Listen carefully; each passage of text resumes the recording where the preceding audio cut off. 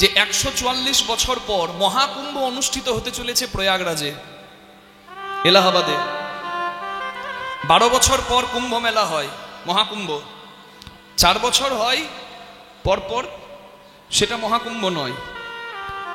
নাসিক, উজ্জয়িনী, এলাহাবাদ মানে প্রয়াগরাজ আর হরিদ্বার, এই 4টে জায়গায় মহাকুম্ভ মেলা হয় 144 বছর পর, মানে 12টা কুম্ভ অতিবাহিত হওয়ার পর। 12 12 144, তাহলে 12টা মহাকুম্ভ অতিবাহিত হবার পর একটা পূর্ণ কুম্ভ 144 বছর পর 2025 সালে আমরা বড় ভাগ্যবান, প্রয়াগরাজে অনুষ্ঠিত হতে চলেছে 13ই জানুয়ারি থেকে 26শে ফেব্রুয়ারি পর্যন্ত।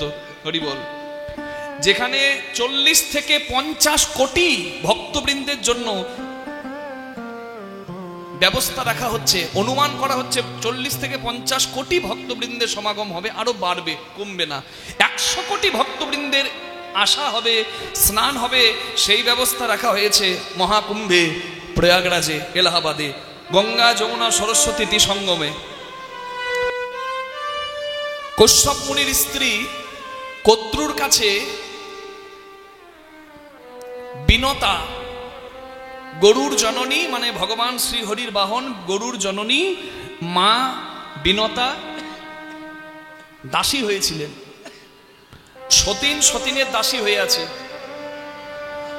বিনতাও কশ্যপ মুনির স্ত্রী, কদ্রুও কশ্যপ মুনির স্ত্রী, কিন্তু দাসী হয়ে আছে বিনতা কদ্রুর কাছে। গরুর মহারাজ জন্ম নিয়ে দেখলেন আমার মা আমার সৎ মায়ের কাছে দাসী হয়ে আছে। সৎ মায়ের কাছে গিয়ে বললেন, মা গো, মায়ের দাসিত্ব মুক্তির জন্য আমি সব করতে পারি, তুমি আমাকে বলো কি করতে হবে। বলে, তুমি যদি অমৃতের কলসি এনে দিতে পারো স্বর্গ থেকে, তাহলে তোমার মাকে আমি মুক্তি দেব। গরুর মহারাজ জিজ্ঞাসা করলেন সৎ মাকে যে আমি অমৃতের কলসি এনে দিলে কি করবে মা? তখন নাগ জননী কদ্রু, সাপেদের মায়ের নাম কি? মনসা না, কদ্রু। নাগ জননী কদ্রু বললেন, আমার সন্তান সাপেরা অমৃত পাবে, তাই তুমি অমৃত এনে দাও। গরুর পাখি চিন্তা করলেন মায়ের দাসিত্ব মুক্তি করতে হবে, অমৃতের কলসি আমি আনবো, তবে সাপেরা যাতে অমৃত খেতে না পায় সেই ব্যবস্থাটিও করব। ইন্দ্রদেবকে যুদ্ধে পরাস্ত করে শ্রীহরির বাহন গরুর মহারাজ অমৃতের কলসি আনলেন স্বর্গধাম থেকে মর্তধামে, এনে রাখলেন বৃন্দাবনে একটা কদম্ব বৃক্ষের ওপর। সেই কদম গাছে একটু অমৃত পড়লো, কদম গাছটা অমৃত পেয়ে 4 যুগে অমর হয়ে রইল। এখনো গিয়ে দর্শন করতে পারেন, শাস্ত্রীয় ব্যাখ্যা এটাই। এরপর গরুর পাখি অমৃতের কলসিটা বৃন্দাবনে কিছু ধারালো লম্বা লম্বা ঘাস পাওয়া যেত, যাকে বলা হয় কুশ ঘাস তৎসময়ে। তা সেই লম্বা লম্বা ঘাসগুলো বিছিয়ে দিয়ে তার উপর অমৃতের কলসিটি নামিয়ে গরুর মহারাজ সৎ মা কদ্রুর কাছে গিয়ে বললেন, মা, তুমি আমার মা, তবে সৎ মা। আমার মা তো তোমার দাসী। এই দেখো, তুমি বলেছিলে অমৃতের কলসি আনলে আমার মাকে মুক্তি দেবে, দেখো আমি এনেছি, দাও আমার মাকে মুক্তি দাও। বলে, বেশ, কথা যখন রেখেছো, আজ থেকে গরুর তোমার মা দাসী বৃত্তি থেকে মুক্ত মুক্ত মুক্ত। সাপও মরল, লাঠিও ভাঙলো না, মায়ের দাসিত্ব থেকে মা মুক্তি লাভ করলো। এরপর সাপেরা যখন অমৃতের কলসি এনেছে দেখে অমৃত খাবার জন্য জিভ বের করে এলো। গরুর মহারাজ বলল যে, ওরে সর্পকুল, বোধ বুদ্ধি তো কিছু নাই, শুদ্ধ না হয়ে কি কেউ অমৃত পায়? যা স্নান করে আয়। সাপেরা স্নান করতে গেল, ঠিক এমন সময় গরুর পাখি ইশারা করে দিলেন আড়াল থেকে ইন্দ্রপুত্র জয়ন্তকে, যে যাও, সাপেরা যদি অমৃত পায় তাহলে পৃথিবীতে বিষ ঢেলে ঢেলে পৃথিবীটাকে শেষ করে দেবে, কেউ আর বাঁচবে না। তাই সাপেরা অমৃত পেল না, তার আগে অমৃতের কলসিটা ইন্দ্রপুত্র জয়ন্ত নিয়ে চলে গেল। এই যে জয়ন্ত, ইন্দ্রপুত্র জয়ন্ত, যে ছিল অদৃশ্যমান, তাকে কেউ চোখে দেখতে পেত না। যেমন কামদেব অশরীরী, তেমন জয়ন্ত অশরীরী। সেই ইন্দ্রপুত্র জয়ন্ত অমৃতের কলসিটা নিয়ে যাবার সময় ভারতবর্ষের 4টি স্থানে, নাসিক, উজ্জয়িনী, প্রয়াগরাজ আর হরিদ্বার, এই 4টে জায়গায় অমৃতের কলসিটি নামিয়ে বিশ্রাম নিয়ে তারপর স্বর্গযাত্রা করেছিল। যেহেতু এই 4টে জায়গায় অমৃতের কলসি নামানো হয়েছিল, তাই বিশেষ গ্রহের অবস্থান অনুযায়ী নির্ধারণ করা হয় কুম্ভের তারিখ। হরিবল। পূর্ণ তিথিতে, পূর্ণ লগ্নে ওইখানে মেলা হয়, মহাকুম্ভ মেলা, এই 4টি স্থানে। এবং লক্ষ লক্ষ নয়, কোটি কোটি ভক্তের সমাগম হয়, যে অমৃতের কলসি ওখানে যখন নামানো হয়েছিল, ওইখানে গিয়ে স্নান করলে নিশ্চয়ই অমরত্ব লাভ করা যাবে। নিতাই গৌর প্রেমানন্দে হরি হরি। তাই আমরা বড় ভাগ্যবান, 13ই জানুয়ারি থেকে 26শে ফেব্রুয়ারি, মানে এই পৌষ পূর্ণিমা থেকে একবারে শিবরাত্রি পর্যন্ত চলবে মহাকুম্ভ। বহু প্রতীক্ষার ফল। আমারও যাবার ইচ্ছা আছে মা, আপনারা আশীর্বাদ করবেন যেন আমারও যাত্রা সফল হয়। নিতাই গৌর হরি বল। তাহলে দেখুন, 6টি মহাস্নান আছে, 6টি মহাস্নান একবারে পূর্ণ, প্রত্যেকটা দিনই সুন্দর। তবে 6টি মহাস্নান খুব উল্লেখযোগ্য। প্রথম আপনারা জানেন দিনগুলোর মাহাত্ম্য। শুরু হচ্ছে যেদিন পৌষ পূর্ণিমা, সেটি, তারপরের দিন মকর সংক্রান্তি। হরি বল। তাহলে পৌষ পূর্ণিমায় একটা স্নান, মকর সংক্রান্তির দিনে একটা স্নান, তারপরে মৌনী অমাবস্যায় একটা স্নান। হরি বল। কালী পুজো হয় না, মৌনী অমাবস্যায় একটা স্নান, তারপর সরস্বতীর আগমন দিন, বসন্ত পঞ্চমী, সেই সময় একটা স্নান। হরি বল। মাঘী পূর্ণিমায় একটা পবিত্র স্নান, আর শেষ স্নানটি হবে শিবরাত্রির দিন, মানে যে দিনটা শিবের জন্মদিন, আবার শিবায়ের বিবাহের দিন। নিতাই গৌর প্রেমানন্দে হরি হরি হরি। তাহলে আমি এতগুলো কথা বললাম শুধুমাত্র তথ্যটা আপনাদেরকে বলার জন্য। কি তথ্য? সাপেরা যখন স্নান করে এলো, সাপেরা অমৃত পেল কি না? কি পেল? অমৃত যেখানে নামানো ছিল, মনে মনে ভাবলো যদি একটু অমৃত পড়েছে তো একটু লেহন করি, মানে চাটি, যদি অমৃত পাই। এই জিভ দিয়ে লেহন করতে গিয়ে, চাটতে গিয়ে সাপেদের জিহ্বাগুলি 2 খণ্ডে বিভক্ত হলো, কাটা গেল, 2টো ভাগ হয়ে গেল। সেই থেকে দেখা যায়, এখনো দেখবেন লক্ষ্য করে, সাপেদের জিভটা 2টি খণ্ডে বিভক্ত। তা আসল কথা হলো যে সাপেরা অমৃত আছে মনে করে যে ঘাস চাটলো, অমৃত পেল কি? পেল না। তাদের জিভ কাটলো, জ্বালা বাড়লো। ঠিক তদ্রূপ আমরাও যেখানে অমৃত আছে বলে যেটাকে খুব শক্ত করে জড়িয়ে ধরি, সেই সংসারে কিন্তু অমৃত না। বিষয় যত চেটে যান, বিষয় প্রয়োজন, তবে মনে রাখতে হবে বিষয় সারা জীবন চেটে যায় কেন? বিষয়ে কিন্তু পরমানন্দ অমৃত নাই। আছে কোথায়? বিষয়ের মাঝে থেকে তুমি অমৃতের সন্ধান করো। আছে কোথায়? হরিনামামৃত, চৈতন্য চরিতামৃত, ভাগবতামৃত, সংকীর্তনামৃত। নিতাই গৌর হরি হরি গৌর। তাই তো অমৃতের স্থানে এসে অমৃত নেবার জন্য পাত্র পেতে বসতে হয়। রসবৈষ রসজ্জে বায়ং লব্ধানন্দী ভবতি। যার গ্লাস যতটা, সে জল ধরতে পারবে ততটা। তাই আধার তৈরি করতে হয় ভক্ত সঙ্গে, সৎসঙ্গে বসে, যেন এই রসামৃত আমি ধরে রাখতে পারি, আস্বাদন করতে পারি, তার লাগি। হরি বল। খুব সুন্দর কথা। তার আগে বলে রাখি সবাইকে, আমি আপনাদেরকে এখানে বিদায় বেলায় নিমন্ত্রণ জানিয়ে যাই, আপনারা সবাই আমাদের দেশে আসবেন। আমি হচ্ছি বীরভূমের সন্তান, আর আমাদের বীরভূমের বিরাট বড় উৎসব হচ্ছে জয়দেব মেলা। মকর সংক্রান্তির দিনে একদম ভোরবেলার আগের মুহূর্তটা, হরি বল, প্রাতঃকালে স্নান হবে, মকর স্নান অজয় নদীতে। কিন্তু অজয় নদী সেদিন অজয় নদ থাকে না, সেদিন উজানে, কাটোয়া থেকে মা গঙ্গা উজানে এসে অজয় নদীতে প্রবেশ করে। কেন জানেন?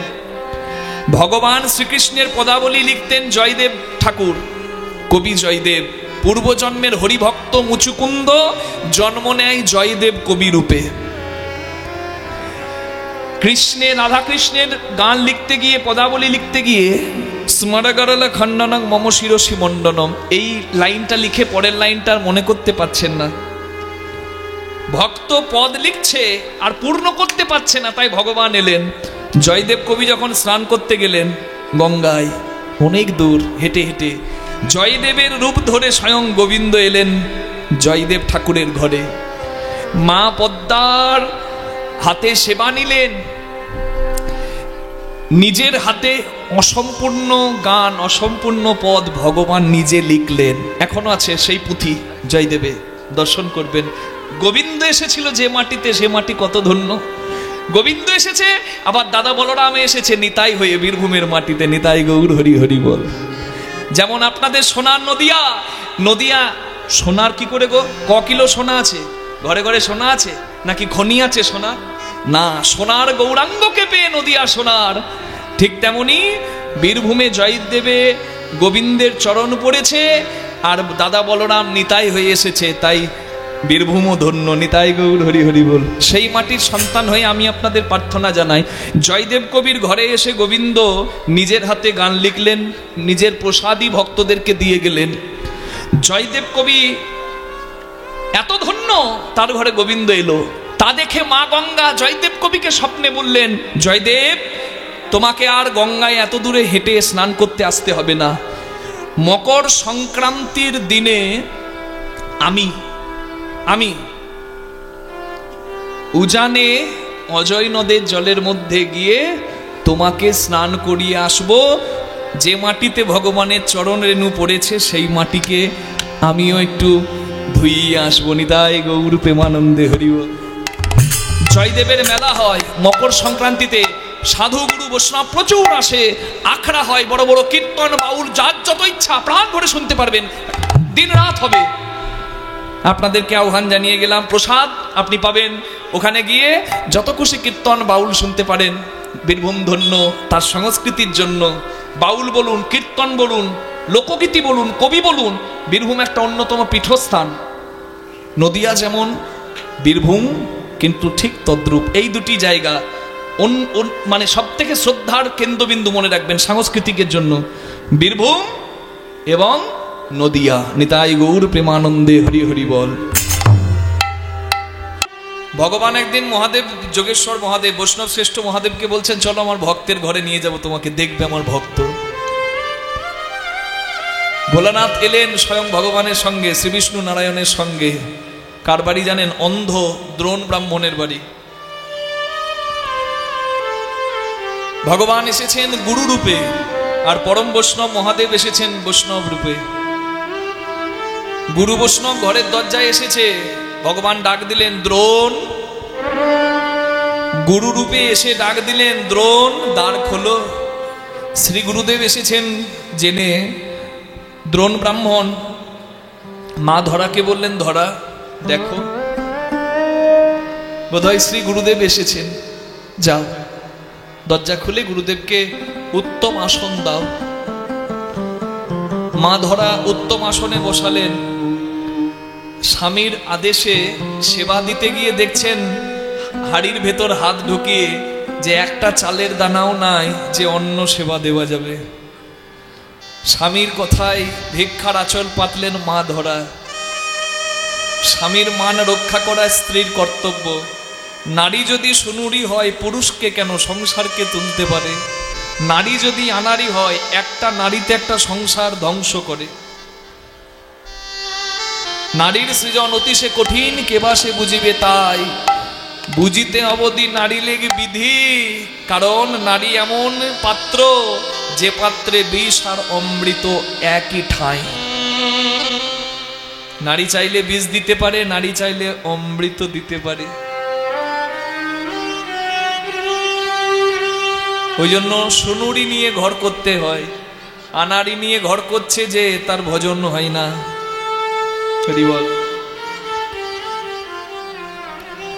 নারীর একই পাত্র, স্বর্ণ পাত্র। যাকে বলে স্তন পাত্র, তার স্বামী কামনায় বশীভূত হয়ে নিজের পিতৃধন নষ্ট করে সেই শোভা দেখে, আর তার গর্ভের সন্তান সেই অমৃত পান করে জীবন ধারণ করে। জায়গায় একটাই, কারোর কাছে অমৃত, কারোর কাছে বিষ। নারী কামিনী হয়ে পুরুষকে ধ্বংস করাতে পারে, আবার ভজনের সঙ্গিনী হয়ে সংসারে সমস্ত কিছু সাধনের পর ভজন পথের পথিকও করতে পারে। তাই গৌর প্রেমানন্দে হরিবল।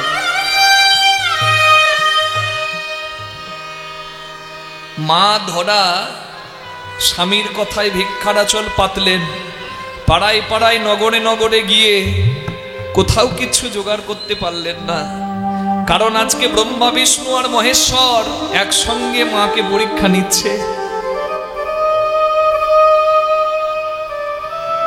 এই সংসার যদি তোমার বিপরীতে যায়, তোমার স্তম্ভ যদি ঠিক থাকে, তুমি ঠাঁই পাবে সেই রাঙা পায়। ধৈর্যতে মাধুর্য, ধৈর্য যার নাই, মাধুর্য তার জীবনে নাই। যেমন কান নষ্ট হলে গান নষ্ট হয়ে যায়।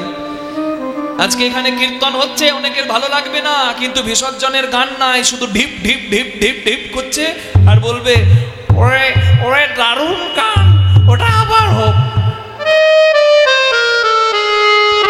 তার মানে তার কান নষ্ট হয়ে গেছে, তার গান নষ্ট, গান নষ্ট, তার ভালো গান আর ভালো লাগবে না। ধৈর্য যার, মাধুর্য তার। ভিক্ষা করেও কিছু না পেয়ে শেষে যখন ঘরে ফিরে আসছে, হঠাৎ দেখে রাস্তার ধারে একটা দোকানদার দোকান খুলেছে, নতুন মুদির দোকান। দোকানদারের কাছে গিয়ে বলে মা ধরা, বাবা তোকে দেবার আমার কিছু নাই, তবে আমি কথা দিলাম আমি ভিক্ষা করে তোর ঋণ শোধ করে দিয়ে যাব। আমার বাড়িতে অতিথি এসেছে, সেবা দেবার আমার কিচ্ছু নাই বাবা। গুরু বৈষ্ণবের সেবার জন্য তুই আমাকে একটু চাল ধার দিবি, তন্ডুল ধার দিবি। মা ধরাকে দোকানদার উত্তর দিল, ধারে কারবার নাই। তোমার মতো কত আসে সকাল থেকে জানো? হ্যাঁ, আমি কি ধার দেবার জন্য দোকান খুলেছি? সময় নষ্ট করো না, যাও। দূর দূর করে তাড়িয়ে দিচ্ছে। মা ধরা বলে, বাবা আমাকে তাড়িয়ে দিস না। গুরু বৈষ্ণব বাড়ি থেকে যদি বিমুখ হয়ে যায়, তাহলে 14 কুলের অমঙ্গল হয়। আমি যদি পারতাম আমার দেহের মাংস বিক্রি করে, যদি মাংসের দোকান থাকতো, তাহলে আমার দেহের মাংস বিক্রি করে আমি তোকে তোর প্রাপ্য মূল্য দিয়ে যেতাম। বলে মুখে বলা অনেক সোজা, কই বিক্রি করো দেখি। মা বলে, বাবা আমি আমার দেহের মাংস তোকে যদি বিক্রি করি, তুই আমাকে চাল ধার দিবি, তবে একটু দাঁড়া। অগ্নি সাক্ষী করে আমাকে স্ত্রী রূপে বরণ করেছে যে আমার এই দেহের অধিকার তারও আছে, তাই তার অনুমতি নিয়ে আসি। ঘরে এসে স্বামীর কাছে অনুমতি চেয়ে নিল মা ধরা, স্বামী গো কিছু ভিক্ষাই জোগাড় করতে পারিনি, তবে একটা উপায় আমি করে এসেছি। আমি যদি দেহের মাংস বিক্রি করতে পারি, তাহলে এক দোকানদার বলেছে আমাকে কিছু চাল ধার দেবে। তুমি তো আমার দেহের স্বামী, তুমি বলো না আমি কি মাংস বিক্রি করতে পারি? স্ত্রীর হাত দুটো জড়িয়ে ধরে অন্ধ দ্রোণ বলে, আজ আমার স্বাদ হচ্ছে, ভগবান যদি আমায় চোখ দিত, আমি তোমার মতো সহধর্মিনীকে বদন ভরে দেখতাম। তোমার মতো সহধর্মিনী পেয়ে আমি ধন্য গো। আমি যদি পারতাম আমিও দিতাম। তুমি নির্দ্বিধায় দান করো। স্বামীর অনুমতি নিয়ে দোকানদারের কাছে এসে ধারালো অস্ত্র নিয়ে নিজের বাম স্তনটি কর্তন করলেন মা ধরা।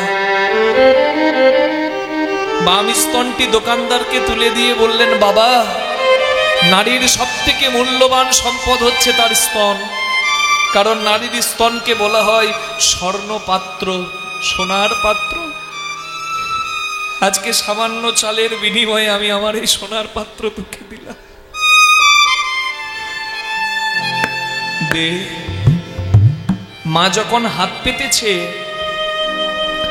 দোকানদার বলে উঠল, মা তুমি অসাধ্য সাধন করলে, তোমার দেহের মাংস আমাকে দিয়ে দিলে, কিন্তু এই যে আমার হাতে মাংসটা তুলে দিয়ে তুমি অঝোর ধারায় কাঁদছো, মানে তোমার চোখে জল পড়ছে। শুনেছি কেউ যদি কাউকে কিছু দেয় আর সেটা দিতে যদি তার কষ্ট হয়, তাহলে সেই ধন নিয়ে নাকি নরকে যেতে হয়। তুমি আমাকে তুলে দিলে কিন্তু তুমি কাঁদছো, তাহলে তোমার এই সম্পদ নিয়ে আমি তো নরকগামী হব। মা মা ধরা বলল, বাবা ভালো করে তাকিয়ে দেখ, ভগবান আমাকে দু চোখ দিয়েছে, আজকে আমার বাম চোখে কোনো জল নাই, আমার এই ডান চোখে জল, মানে আমার দক্ষিণ নয়নটা কাঁদছে, আর এই দক্ষিণ নয়নের অশ্রু আমার এই দক্ষিণ স্তনটাকে ভাসিয়ে দিচ্ছে। আজকে আমার এই দক্ষিণ স্তন কেঁদে কেঁদে আমাকে বলছে কি জানিস, যে একই দেহেই তো আমাদের জায়গা ছিল, কিন্তু বাম স্তন গুরু বৈষ্ণবের, গুরু গোবিন্দের সেবায় লাগলো, আর আমি কেন কৃষ্ণ সেবায় বঞ্চিত হলাম,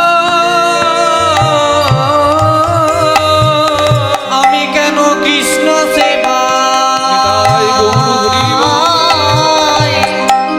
বঞ্চিত হলাম। আমরা একই অঙ্গে বসত করে কৃষ্ণ সেবায় বঞ্চিত হলাম। আমরা একই অঙ্গে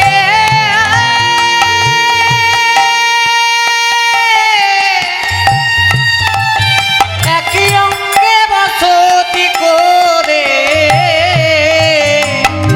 আমি কেন কৃষ্ণ সেবায় বঞ্চিত হলাম।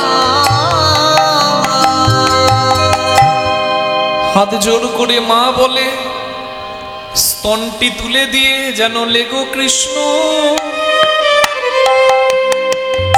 সেবায় লেগো, যেন লেগো কৃষ্ণ সেবায় লেগো, যেন লেগো কৃষ্ণ সেবায় লেগো, লেগো কৃষ্ণ সেবায় লেগো। বড়ই আশা করে আমি সপে দিলাম, লেগো কৃষ্ণ সেবায় লেগো, বড় আশা করে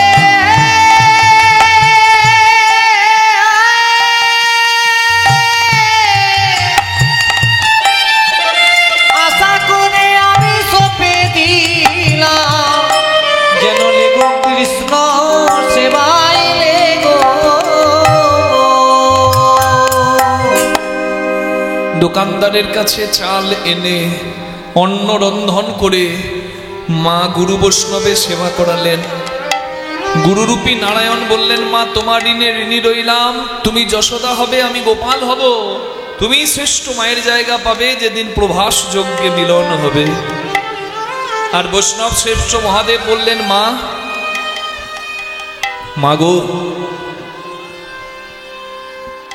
আমি দোকানদার সেজে তোমায় পরীক্ষা করেছিলাম, তুমি আমাকে তোমার স্তন তুলে দিলে, সেই স্তন থেকে বিল্ল বৃক্ষের বেলগাছের জন্ম হবে, আর সেই বিল্লপত্র এই শিব সেবায় লাগবে। নিতাই গৌর প্রেমানন্দে হরিবল। কৃপা করলে তো পাওয়া যাবে, মা যে করে রেখেছে, তাই তো দিবানিশি কৃষ্ণের বাঁশি শুনতে পায়। সখাগণ শোনে বাঁশি আর বেলা নাই, সখাগণ শোনে বাঁশি আর বেলা নাই, সখাগণ শোনে বাঁশি আর বেলা নাই।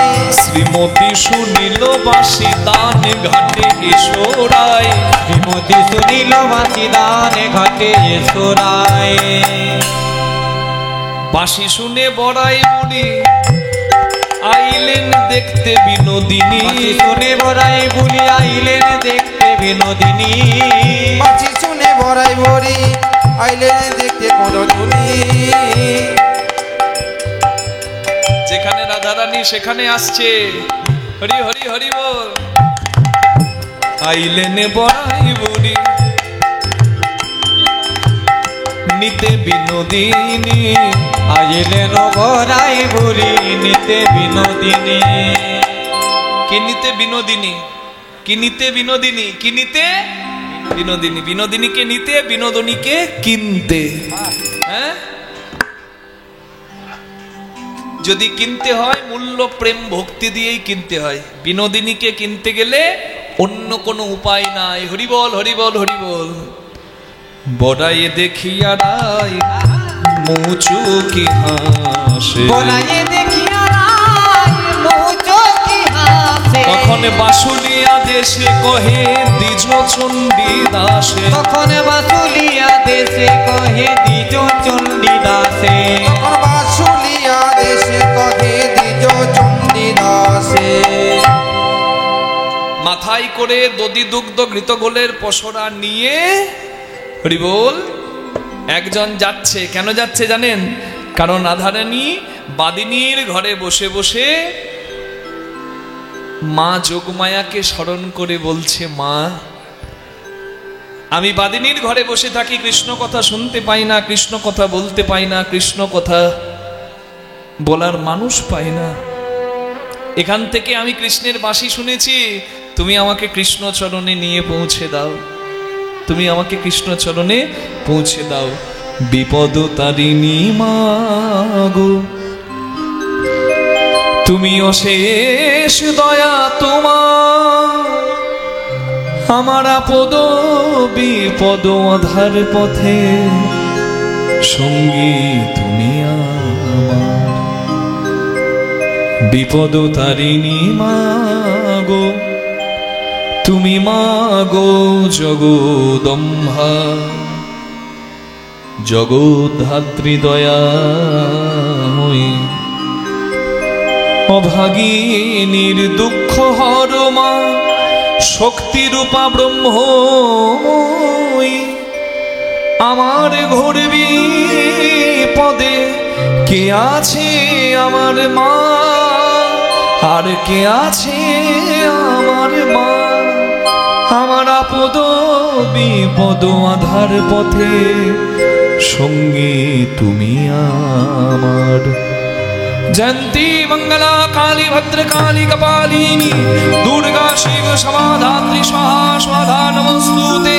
সর্বমঙ্গলা মঙ্গলে শিবে সর্বার্থ সাধিকে, শরণ্যে ত্র্যম্বকে গৌরী নারায়ণী নমস্তুতে। এত মধুর যদি জগৎ জননী মাকে কেউ ডাকে, মা কি আর থাকতে পারে? বৃন্দাবনের সব থেকে বুড়ি নাম হচ্ছে বড়াই বুড়ি। সেই বড়াই বুড়ির রূপ ধরে মাথায় করে দধি দুগ্ধ ঘৃত ঘোলের পসরা নিয়ে, গোয়ালাপাড়ার বুড়ি তো তাই দুধ ঘি দই এসব মাথায় করে নিয়ে যাচ্ছে। ডাকতে ডাকতে, কোথায় আছিস লো, তোরা সব আমার কাছে আইলো, তোরা কে হাটে যাবিলো, ও গো গোয়ালিনী, তোরা কেউ হাটে যাবিল, ও গয় গোয়ালিনী, যাবিল, ও গো গোয়ালিনী, তোরা কেউ হাটে যাবিল, ও গয় গোয়ালিনী, তোরা কেউ হাটে যাবি গো, ও গো গোয়ালিনী। আজ মথুরার হাটে যাব করতে বিক্রি কিনি, আজ মথুরার হাটে যাব করতে বিক্রি কিনি, আজ মথুরার হাটে যাব করতে বিচি কিনে, আমরা আজ মথুরার হাটে যাব করতে বিক্রি কিনি। তোরা হাটে যাবিল, ও গয় গোয়ালিনী, তোরা কেউ হাটে যাবি গো, ও গো গোয়ালিনী। কে যাবি বলে বড়াই ডাকে উচ্চ স্বরে, কে যাবি বলে বড়াই ডাকে উচ্চ স্বরে, দধি দুগ্ধ ঘৃত ঘোল বিক্রি করিবারে, দধি দুগ্ধ ঘৃত ঘোল বিক্রি করিবারে, দধি দুগ্ধ ঘৃত ঘোল বিক্রি করিবারে। কে যাবি হাটে তোরা, কে কে কে যাবি হাটে তোরা সাজাইছিস কে পশরা কে কে যাবি হাটে তোরা আহা সাজাইছি এ বছরা কে কে যাবি হাটে তোরা পশরা সাজাতে হয়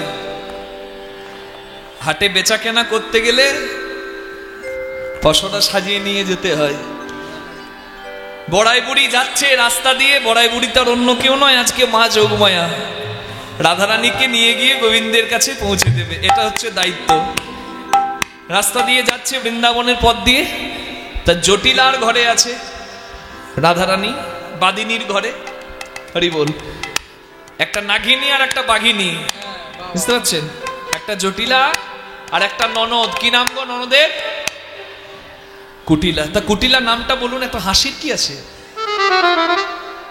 ঘরে আছে নাকি কার কার ঘরে কুটিলা আছে একটু হাত তুলবেন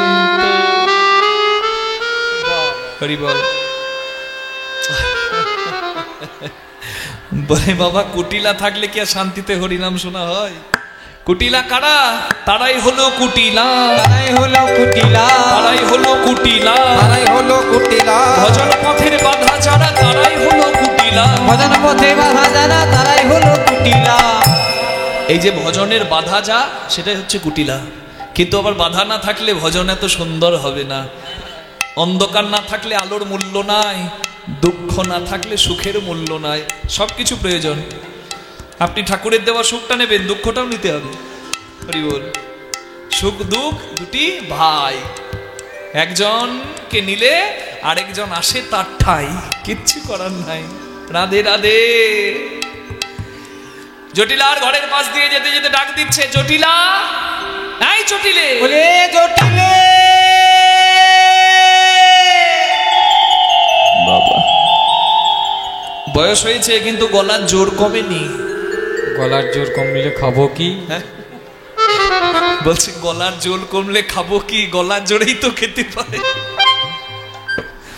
না বাবা তোমার গলা ভালো থাক হরি বল কুটিলাকে ডেকে জটিলা বলছে এই কুটিলে এই ভদ্দুপুর বেলায় দেখ তো কার এত বড় সাহস আমার নাম করে ডাকছে হ্যাঁ এত বড় সাহস কারণ নাই আমি আয়ান ঘোষের মা আমার নাম করে ডাকছে দেখ তো কে কুটিলা মনে মনে করছে ভদ্দুপুর বেলায় কে এলো রে কি জানে আমার ঘুমটা নষ্ট করে দিল সবে বৌদি মানে রাধারানীর নামে নিন্দা করে বিছানায় এসে শুয়েছিল এই শান্তিতে ঘুম হবে কি মা বলছে দেখে আই রাগে একবারে রাগে গজগজ করতে গিয়ে দরজাটা খুলে দেখছে সর্বনাশ যাকে একবারে দেখতে পারে না সেই বড়াই বুড়ি এসেছে মনে মনে ভাবছে থুতথুরি ঘাটের মোড়া বুড়ি বলতে যে কেন ঘরকে আসে মরেও না এটা ভেতরের কথা উপরে তো বলতে পারবে না জটিলা জিজ্ঞাসা করছে কে এসেছে রে বলে কে আবার আসবে বড়াই বুড়ি এসেছে তা পোড়ামুখী বাইরে দাঁড় করিয়ে রাখবি নাকি ঘরে হরি বল বলে এসো এসো বডি মাই সৌভাগ্যের সীমা নাই এসো এসো বড়ি মায়ের সৌভাগ্যের সীমা নাই প্রণতি জানাই ও চরণে প্রণতি জানাই ও চরণে প্রণতি জানাই ও চরণে প্রণতি জানাই ও চরণে বলছি এই সাউন্ডটার মনিটরে একটু ফিডব্যাক কম আসছে একটু বাড়ান তো এদেরগুলো যতটা আসছে আমারটা আসছে না আজ শুভ দিনে শুভক্ষণে বলো মাগো কি কারণে শুভ দিনে শুভক্ষণে বলো মাগো কি কারণে শুভ দিনে শুভক্ষণে বলো মাগো কি কারণে শুভ দিনে শুভক্ষণে বলো মাগো কি কারণে পদার্পণে হইল ভবনে কি কারণে পদার্পণ হইল ভবনে কি কারণে বাবারে কি সৌভাগ্য বড়িমা বড়াই মা তুমি এসেছো হ্যাঁ কি কারণে এসেছো মা বলে আসলে এই রাস্তা দিয়েই যাচ্ছিলাম অনেকদিন তো তোদের ঘরে যাইনি হরি বল হরি বল অনেকদিন তো তোদের ঘরে আসা হয়নি তা আজকে একটা শুভ দিন তো ওই জন্যই বসো আজকে একটা শুভ দিন তো ওই জন্যই তোদের বাড়িতে এসেছি কি গন্ধ গো বাবারে খুব গন্ধ গো।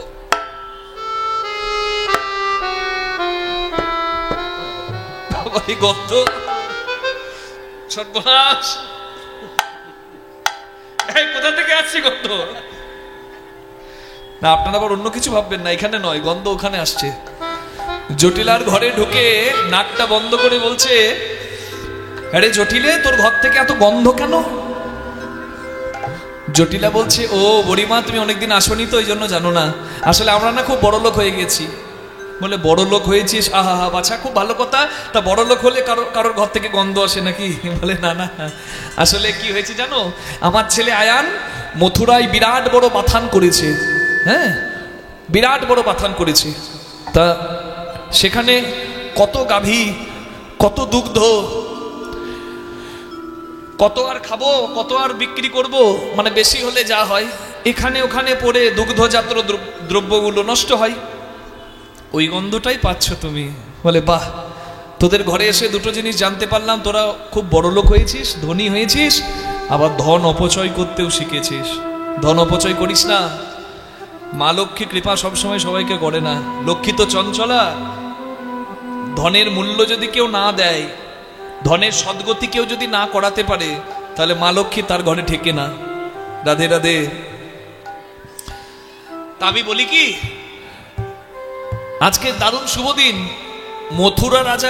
মথুরার রাজা কংস মহারাজের আত্মীয়রা এসেছে মথুরায়। কংস রাজা ঘোষণা করেছে, আজকে মথুরার হাটে যে যা বিক্রি করতে আসবে, প্রত্যেকের দ্রব্যের যা দাম, তার থেকে 10 গুণ বেশি দাম মথুরার রাজা কংস দেবে। মানে দুধ যদি 40 টাকা বা 50 টাকা কিলো হয়, আজকে মথুরার হাটে দুধটা নিয়ে গেলে 500 টাকা কিলো পাওয়া যাবে। কি মা, হাট ব্যবসায়ীদের আনন্দ হবে না? আমরা তো গোয়ালা পাড়ার, গোয়ালা সুখ কিসে? যদি হ্যাঁ গরু ভালো থাকে, দুগ্ধজাত দ্রব্যগুলো ভালো বিক্রি হয়, এটাই তো আনন্দ। গোয়ালার সুখ আবার কিসে? বল। তা আমরা তো গোয়ালা পাড়ার, তাই মাথায় করে এই যে দুধ, দই, ঘি এগুলো বিক্রি করার জন্য আমি যাচ্ছি। তা আমি বলি কি, আমি একা কেন যাব? তোদের বাড়িতেও তো প্রচুর আছে দ্রব্য, তা তুইও মাথায় করে আমার সঙ্গে নিয়ে চল। বলে বড়াই মা, অনেকক্ষণ থেকে তুমি অনেক কিছু বললে, এবার একদম চুপ করো, আর কথা নয়, এবার চুপ করে যাও। কেন, আমি কিছু দোষ করলাম? বলে দোষ নয়, আমি কিনা আয়ান ঘোষের মা, আর আমি কিনা মাথায় করে দুধ, দই আর ঘি বিক্রি করতে যাব হাটে? আমার একটা সম্মান নাই? বলে বাবা, এটাতে আমার সম্মানের কি আছে রে? জাতি ব্যবসা কেউ কখনো ভুলে যায়? আজকে তোদের ঘরে এসে জানতে পারলাম রে, তোরা বড় লোক হয়েছিস, ধন অপচয় করতে শিখেছিস, আবার তোদের আত্মসম্মানটাও বড় টনটনে হয়েছে। ধনের অহংকার সবাই পাই না রে, চিরদিন কারো সমান নাহি যায়। রাজা হরিশ্চন্দ্রের নাম শুনেছিস? তার মতো দানবীর এই স্বর্গমর্ত পাতাল ত্রিভুবনে আর দ্বিতীয় কেউ ছিল না।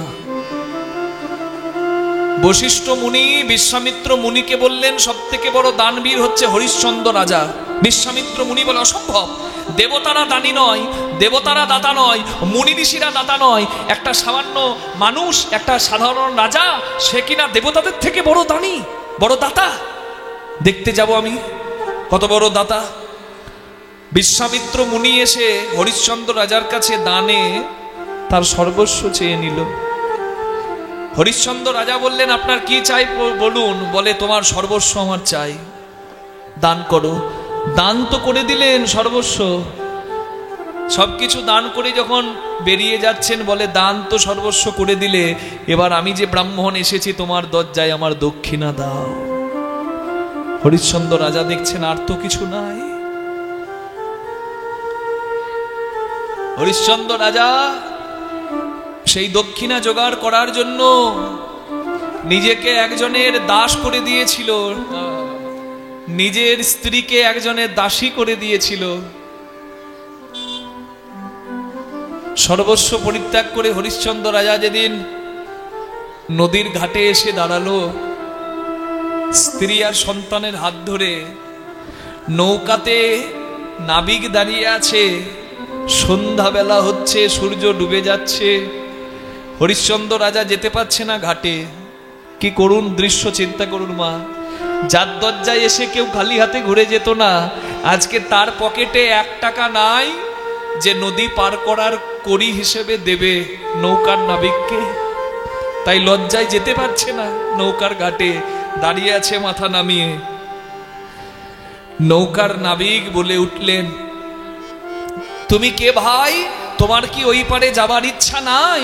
দেখো বেলা যে বয়ে যায়, তাড়াতাড়ি করে এসো, তোমার জন্য দাঁড়িয়ে আছে, এটা শেষ নাই। হরিশ্চন্দ্র রাজা কিছুক্ষণ মাথাটা তুলে 1 পা 2 পা করে এগিয়ে এসে নিজের মুখটা দেখালেন নাবিককে, আর বললেন, ওরে মাধব, আমাকে দেখে চিনতে পারছিস? আমি তোদের রাজা হরিশ্চন্দ্র রে।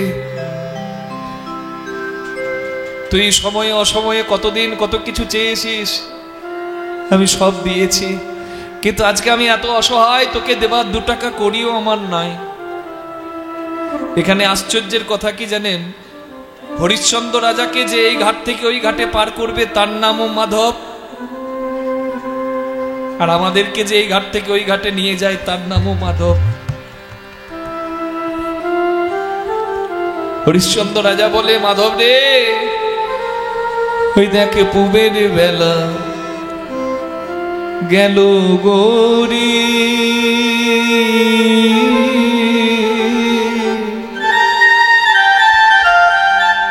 মাধব নাই রে আমার পারের করি রে। ও কি মাধব রে, দয়া করিয়া ভিড়াও নৌকা পারে। ও কি মাধব রে,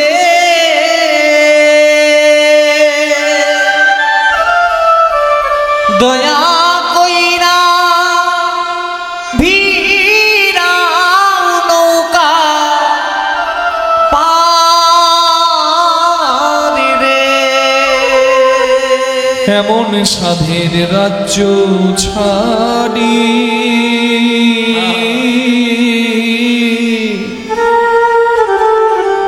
মাধব হইলাম আমি দিন ভিখারি রে।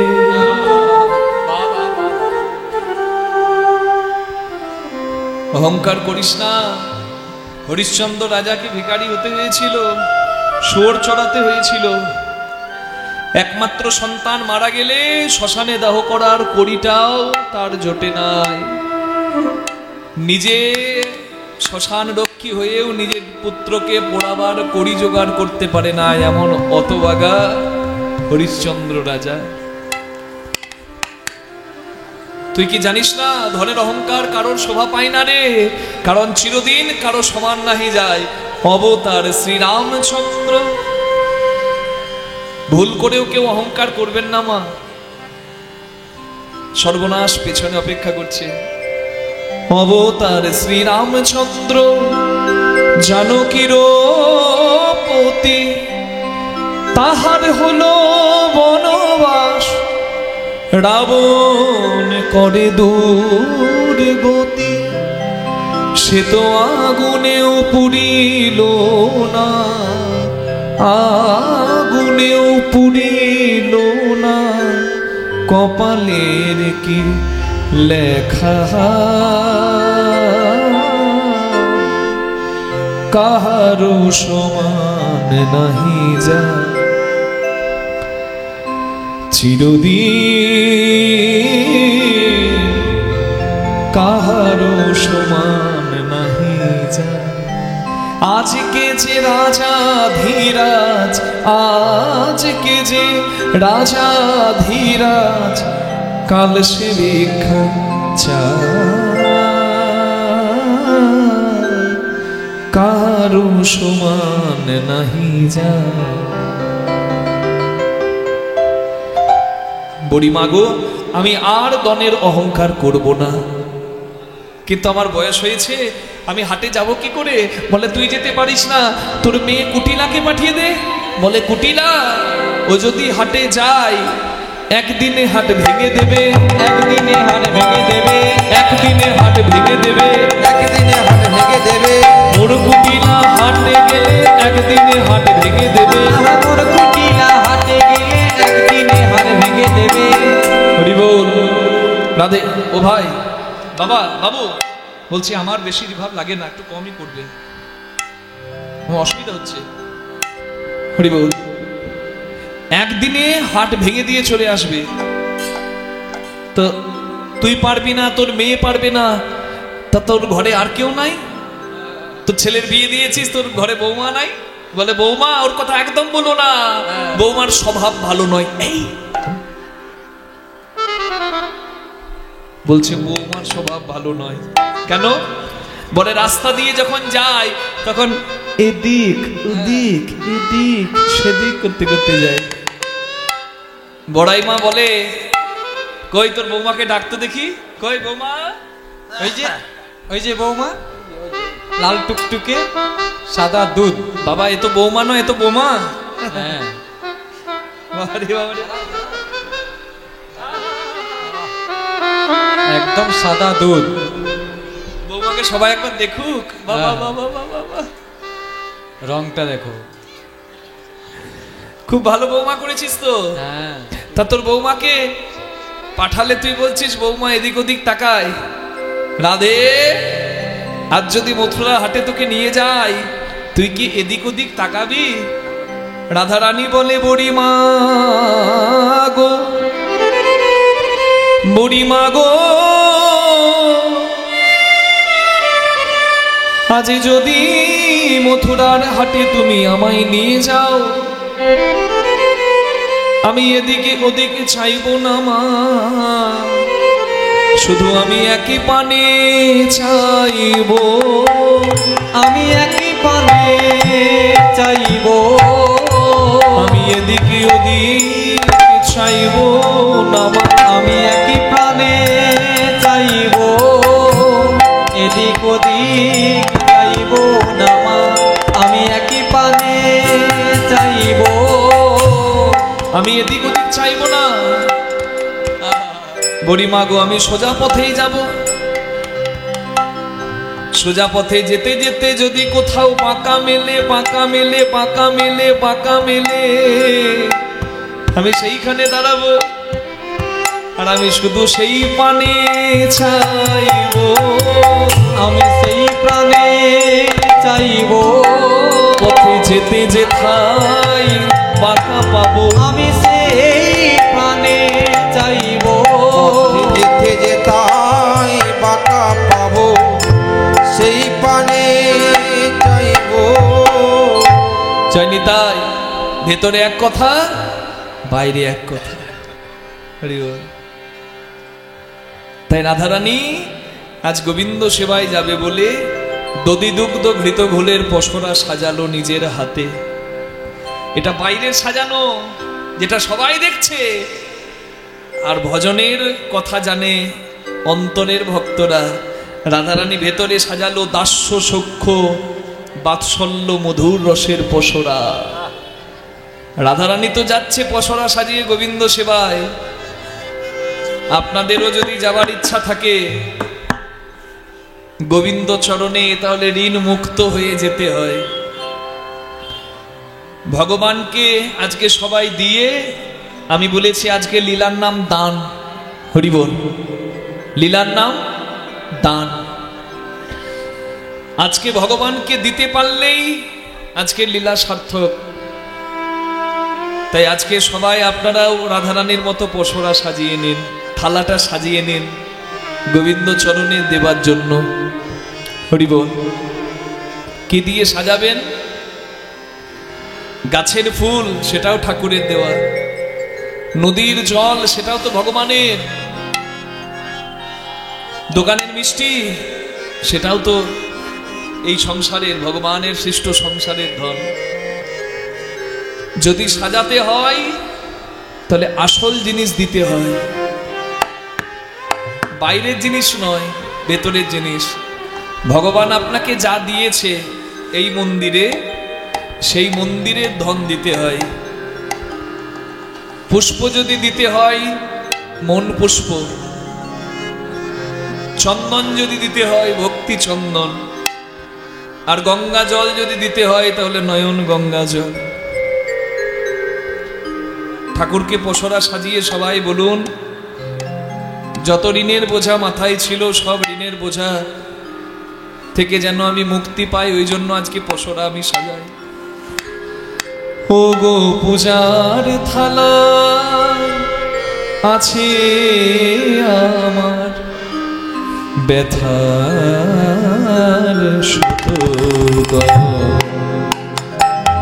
ও গো পূজার থালায় আছে আমার ব্যথার শত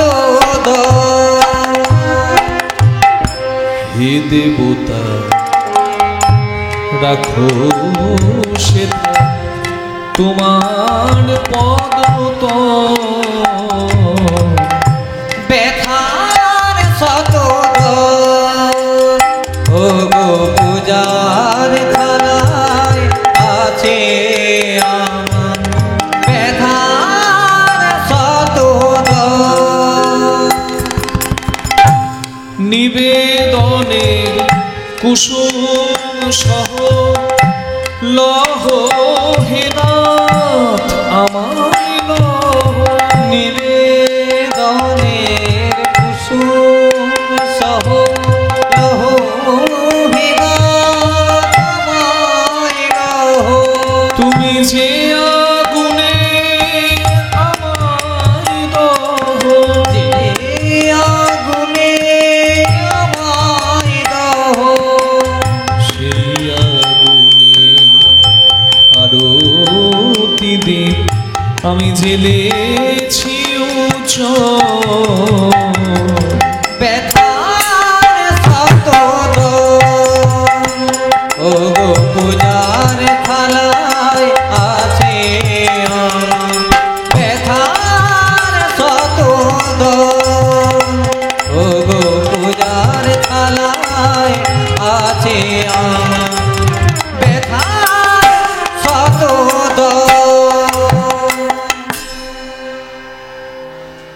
এর থেকে বড় প্রার্থনা আর কিছু হতে পারে? গোবিন্দ, তুমি আমাকে যত কষ্টই দাও না কেন,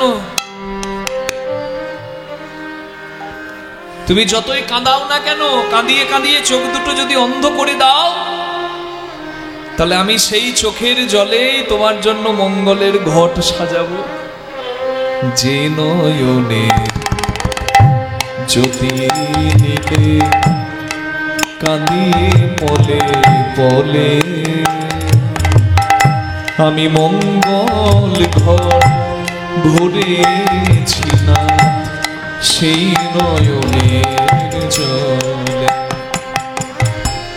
যে চরণে করো আঘাত প্রণাম লহ সেই পদে না। যে চরণে করো আঘাত প্রণাম লহ সেই পদে না। রিক্ত তুমি করলে যে হাত, হে দেবতা লও সে হাতে অর্ঘ সুমন্ত।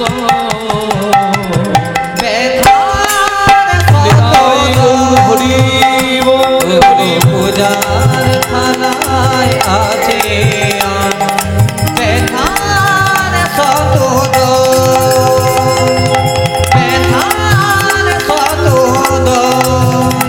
ও গো পূজার থালায় আছে আমার ব্যথার শত। হরি বল। দাদা একটু মনিটরটা একটু প্রেসার দিন না আমার এই ভোকালটাই। রাধারানী দধি দুগ্ধ ঘৃত ঘোলের পসরা নিয়ে যাচ্ছে গোবিন্দ সেবার জন্য। হরি বল। গোবিন্দ কাছে যাওয়াটা হচ্ছে সব থেকে আনন্দের কথা, কি মা? আমরা যখন পৃথিবী থেকে বিদায় নিই আমরা কষ্ট পাই, কিন্তু ভক্ত যখন বিদায় নেয় ভক্ত আনন্দ পায়। পার্থক্যটা কোথায়? আমরা ভাবি এরাই আমার আপন, আর ভক্ত ভাবে গোবিন্দই আমার আপন। তাই আপনের কাছে যাওয়াটা তো আনন্দেরই হয়নি। তাই গৌর হরি হরি বল।